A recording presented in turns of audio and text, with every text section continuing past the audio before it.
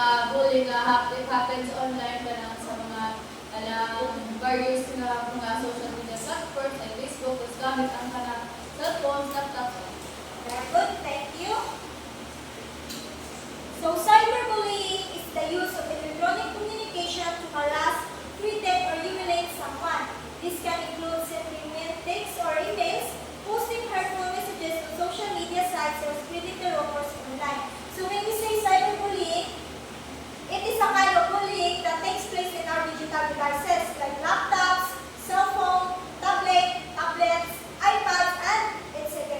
So when we say harass, threaten, or humiliate, this can include sending, posting, commenting or sharing false information, mga harsh comments about someone. So that is why cyberbullying is very harmful to us. Why? Because it can lead to depression, anxiety, and in some cases it can lead to suicide. So nanababoy na ibawan nga tao nga nag-suicide tungkol sa cyberbullying. Yes. So dahil nga na makita na to sa online. Next, where cyberbullying happens. Besides social media sites, cyberbullying also takes place online. Networking sites include texting and messaging apps.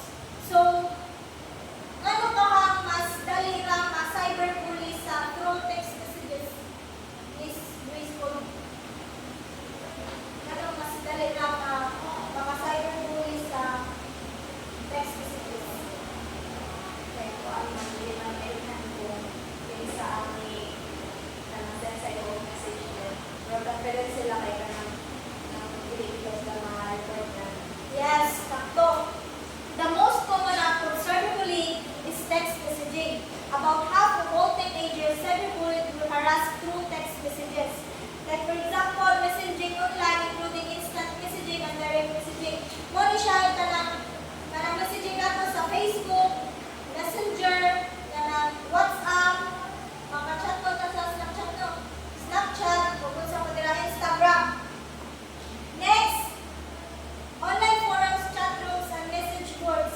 Kana bitaw mga kuan, Google Classroom, unsa ba naman ang mga Google Meet, kana mga meet ka. Zoom.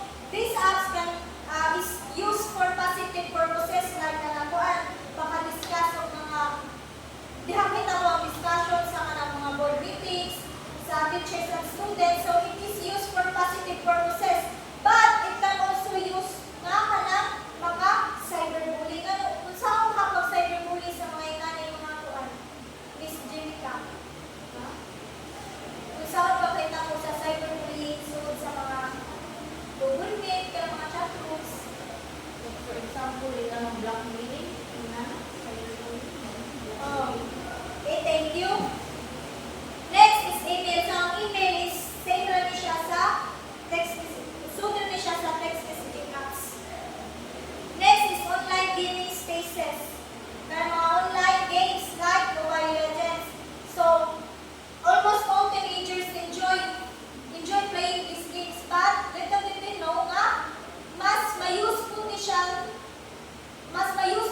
sa kanang cyberbullying. Like for example, nakikita mo doon rin kita. Yeah, siya. Okay. Di mo sa kapag cyberbullying. Tuan, kaya galing hindi ka pumaw sa yung hero niya. Ito ang kag Biko. Oo, mana? Ang rag, ito ka nga. Sa wala uy, ka lang may pakulog pa ka na maglagat na puno. Kaya hindi ka makuy. May na mas maayo. Pwede siguro pwede itang pabika. Oh, bitaw. Kaya ka lang sa mobile games, kaya ka lang sa Mobile Legends, kaya ka lang lagihan na ng panunguno. Kaya ka lang basta sa mga di ka kayo mama ko ka bago pa ka na lagihan na ng magbanta kayo ng magtuwa na. So, pinaka-common din ka sa online games ka ng Mobile Legends. Next is types of cyberbullying. Cyberbullying takes many forms. Common types of cyberbullying include explosion. Kung sa kaning explosion, Miss Jinky? Kuan siya, explosion, halimbawa ka na naa sila yung mga group chat, tapos ang usa ka tao kay mura bitog adto sa group chat kay mo perminti nila ginaribak or ana cyber. Isa lang kasuhay nga ni. Ako